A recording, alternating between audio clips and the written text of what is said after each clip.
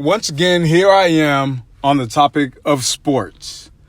And I'm not talking about football, basketball, Major League Soccer, or hockey for that matter. Last time I did pillow fighting, a pillow fighting league, professional pillow fighting, it becomes a sport. And now what? Tag. If you haven't listened to my rant on pillow fighting, professional pillow fighting, let me get it right, go back and listen to it. Because now we have tag. Yes, now tag has become a professional sport. Yes, everyone's favorite all-time chase game that we played at recess in elementary school.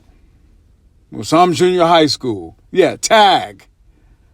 And when these guys make from like $1,000 to $5,000 a month. I mean, depending on their skill level. You know, you get 40 seconds and 4 players and 4 rounds. I'm not sure of the rules, but I mean, what are there are no tag backs? You have base, and like I said, you can get up to, even with pillow fighting, you can get up to $25,000 a match. Just showing up, you get $25,000, and you win another $25,000. Then you make it to the championship. That's another $25,000 for a pillow fight lasting 3 rounds. That's crazy to me. And then playing tag, you win 4 games. I think you win 4 games of tag, and you make $20,000 in 160 seconds. Are you kidding me? This is ridiculous, the things they're coming up with. I mean, just because we do something physical, it doesn't make it a sport. Okay, hold on for a second.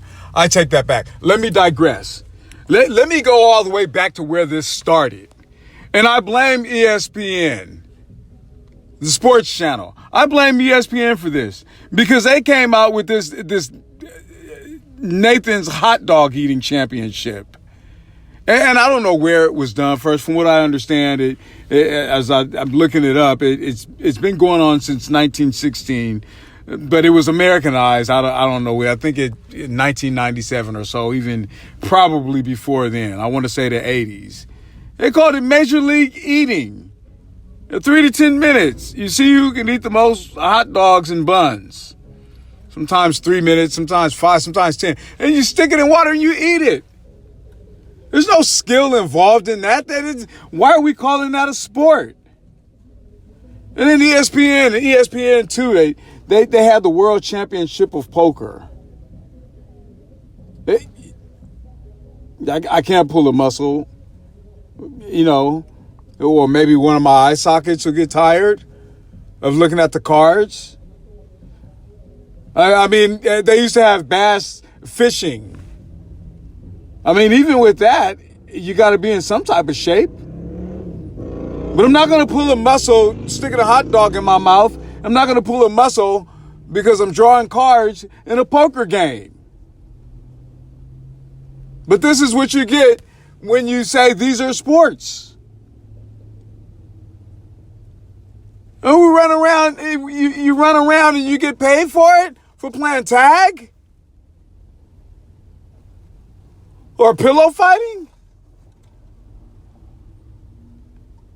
You should have told me and my siblings that years ago. We would have kept doing it.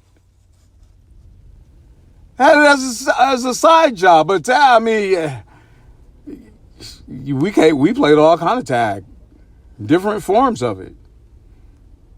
Sand and tan bark tag. You can only 1 foot on the tan bark. You jump from the jungle gym to the slide. There's going to be freeze tag. Oh, I'm frozen. Then you got to run and pick somebody up. Are they going to have different variations? Freeze tag championship this time. Elimination chamber championship tag match. Cartoon tag. Which, by the way, was a real thing for those of you that don't know. When you're running, right before you get tagged, you say Scooby-Doo and they can't tag you. And they run to the next person that says Fred Flintstone, Speed Buggy, or whatever. But I mean, all our childhood games, are they all going to become professional sports?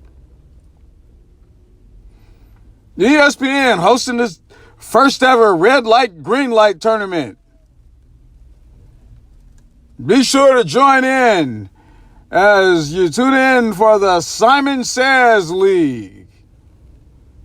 We're going to be having duck, duck, goose challenges. I mean, I get double dutch. You know, there needs to be some skill and athleticism, but don't tell me you're having a marbles tournament and you're playing jacks and you're calling it a sport and that's your profession. It needs to stop. It just needs to stop. That's just my rant.